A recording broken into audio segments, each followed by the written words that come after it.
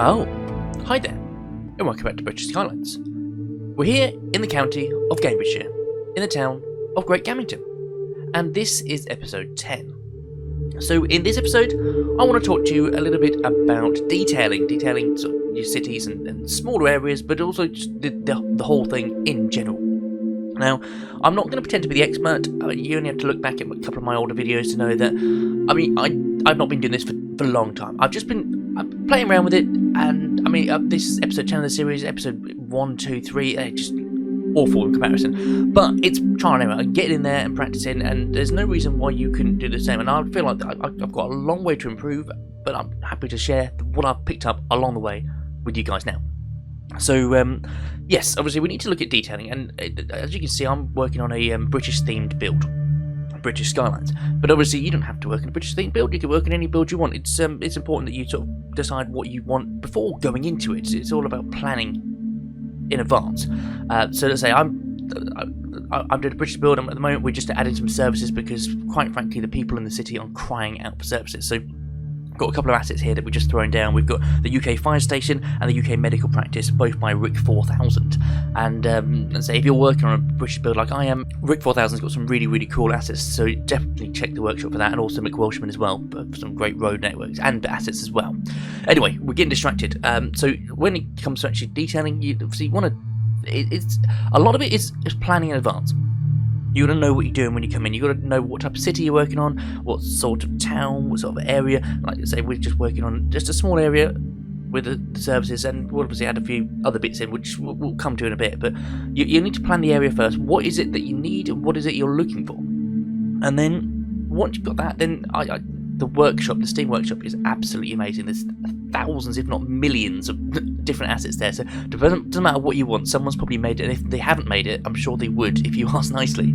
Obviously you don't have to if you're playing on console or you're not got access to the Steam workshop. The vanilla game it's still got some really good stuff, and obviously once you got the DLCs as well, there's still a lot of options in there. So you don't have to use a workshop, but yeah, it's good to have that as a fallback on. Now, what we're doing here, as you can see, we've placed down the basic buildings and just throwing a few things around, trying to sort of add a little bit of green space. I like to fill the space, fill in the gaps between buildings, because it's very easy just to slap loads of buildings down together and I can squeeze another building in there. Well, I might as well squeeze another building. No, the space for other stuff, you've got loads and loads of space. Don't rush to get in. I like the green space. It's nice to have some space that walk places that we will. If it was real life, people would go there and they would sit on the bench and they would post a letter in the post box and they'd put their rubbish in the bin. That's just what they do in real life. So it is important to, in my opinion, to sort of think about what people in real life would do, what you would do in real life.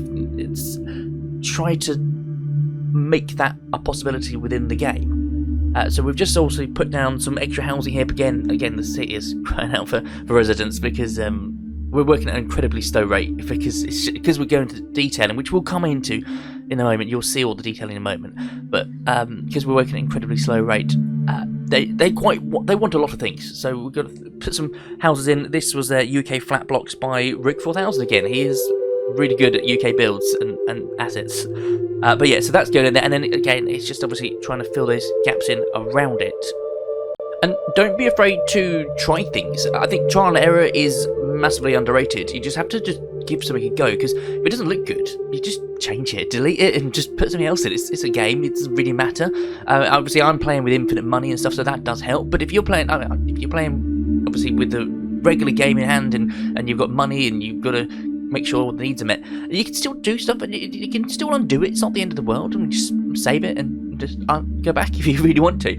So trial and error is really good. I do that all the time. I've always placed stuff in. I think, actually, I don't think that quite fits in there, so we're going to move it somewhere else and try something else. And that's another thing as well, when it comes to obviously trial and error. If you've got access to mods as well, the Steam Workshop, etc., the movement mod is fantastic. I think it's, if you're trying to do detailing and say trial and error sort of thing, having that makes things a lot easier, because you can place something down and think, actually, I don't think I want to move it slightly to the left, or put it lower it into the ground, or just tweak it a little bit. And the movement mod makes that incredibly easy. So yeah, I highly recommend that if you haven't already got it, to be honest. But yeah, so it's just just trying to think. The amount of times I've put a house in, I don't think I like that house. I'm going to try a different house there. I'm going to try a different house. I'm going to see what this one like, and eventually you get to something and say, yeah, do you know what? That's what was in my mind. I'm glad I tried the second option, or the third option, or the 10th option. Yeah, it's not heard of.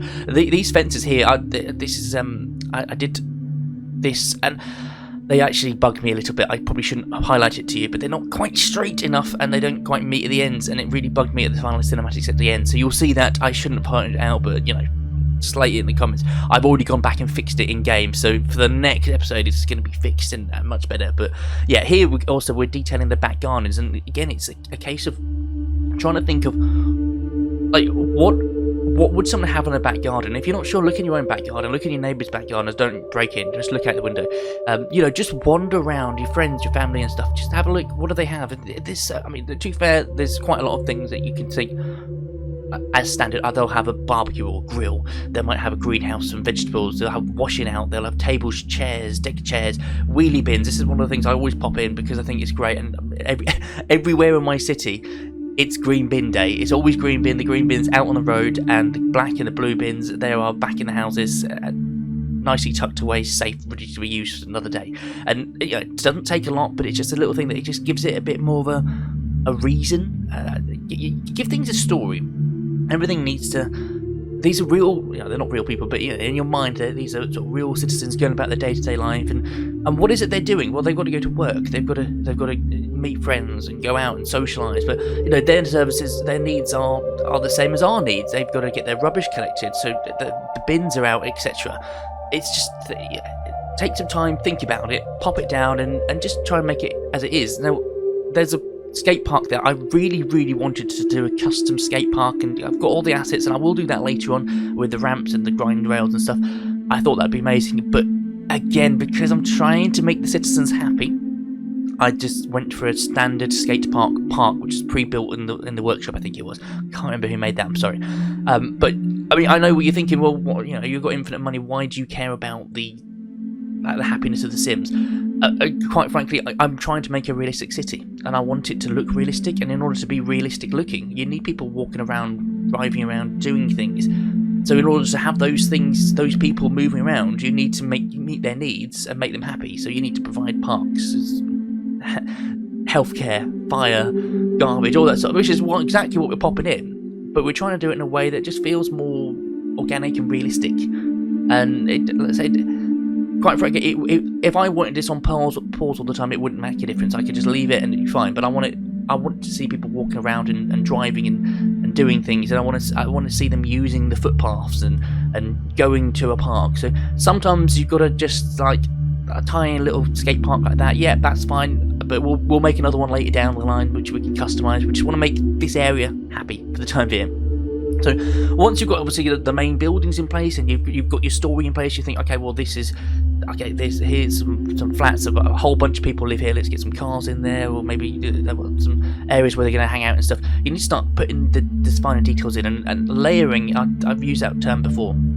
I think it's really useful. So as you can see, we are popping down a whole bunch of different trees and shrubs and bushes and stuff, and I don't think there's ever a limit where you can get too many. I certainly haven't got there myself. I've said this before, and maybe at some point you do it, and it does depend on the quality of your computer and what you're playing on. I don't have the beefiest PC, if I'm honest with you. I think I've got an i5 processor and a 16 gig RAM, so like it's not amazing, but it does the job. I'm running the game, I'm layering, I'm putting the details in, and I'm actually recording it at the same time. So if I can handle that, I'm sure if your computer's similar, you can do the same. If you've most likely got a better computer than me. Who knows? I might get an upgrade at some point, and we'll really see what this game can do. But yeah, you layer it down. You just pop a little bit here, a little bit there. I find bushes around the edges of roads and paths. They just nice transition, trees in the grass, little footpaths here. You can just see we're just popping it in just to, because there's a regular footpath that people use, that's supposed to use, but let's be honest, people don't always do that. They take the shortest route, so they've cut through here, and there's a gap in the bush, so I'll cut through because my house is there and I want to go to there, so they're going to take the shortest route. So you know, we've got the non-official paths that people have just worn down, and then we just add a bit of grass down. I've got some long grass just to go to the edges because it's harder to cut. This is what I'm meaning about the story. getting a plan for it. If you ever cut your grass, it's so much harder to get around the edges, and perhaps they haven't got a strimmer. Maybe they've just got a lawnmower, and it's just the basic get in there, get it done, and they're not that bothered because a bunch of other people live here, and it's probably been done by the council anyway because it's not residential.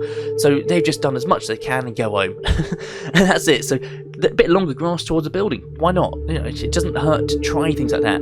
We've got, again, some little areas out here. We've got a tiny little football area, which is just 2 goals and some mud around it, and we've got a basketball net because the kids around the area, they want something to do, but they haven't got a lot of space to do it, so we'll just fit what you can where you can. And again, obviously, we've got, here you go, some washing. These people, they need their washing hanging out. Again, this annoyed me a little bit because I'm doing this from a top-down view. Most of the time I don't zoom in while I'm building it.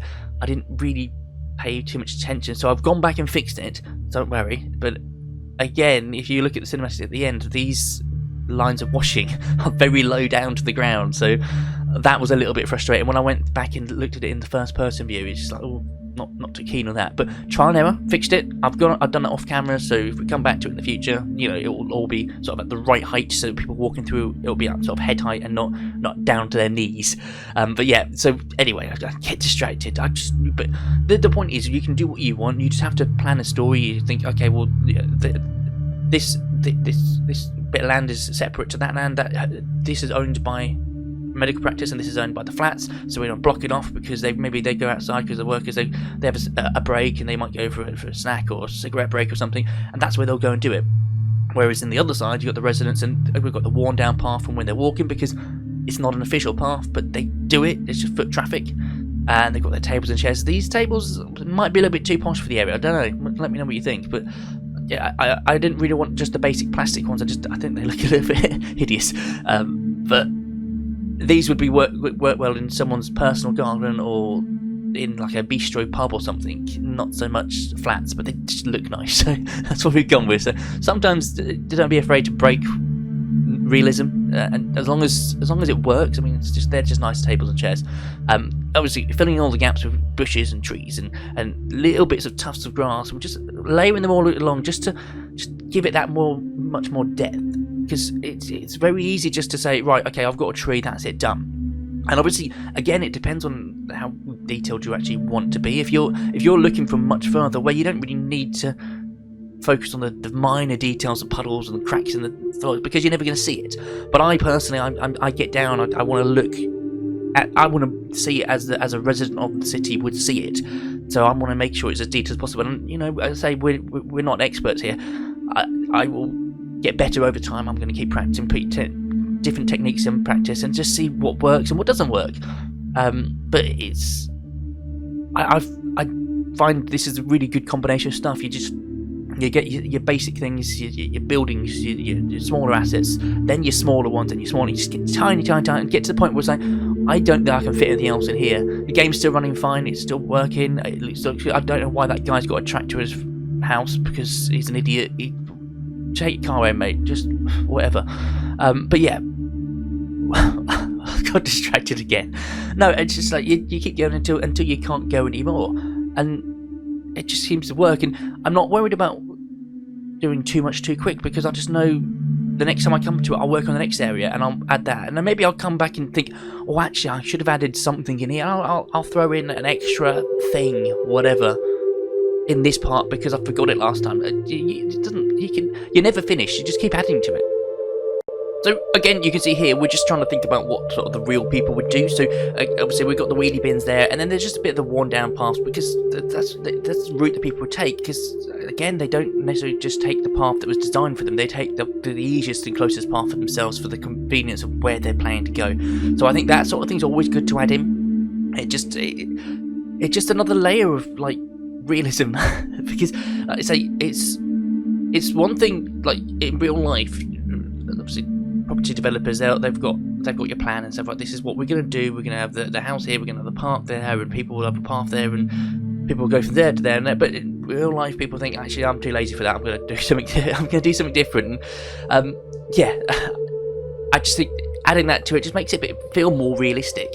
Again, obviously we're just popping some trees here, just neatening around the edges, just to give it a little bit. I think I had some meadow grass in there as well, just to give that grass texture a little bit more sort of oomph to it, because it's just, otherwise it just gives it plain. I like having plain grass, but not too often, because I want to appreciate it when I see it.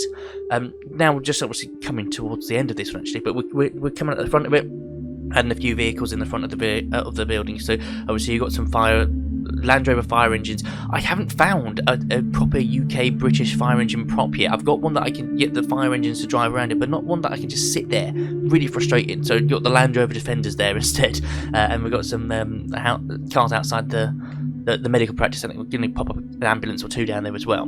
But then again, just add extra things. We're in England or Britain, so puddles on the road, because it's not raining now, but it's always just rained sometimes. So put some puddles down, put some cracks in the road, some potholes, because realistically that's what most of our roads are like.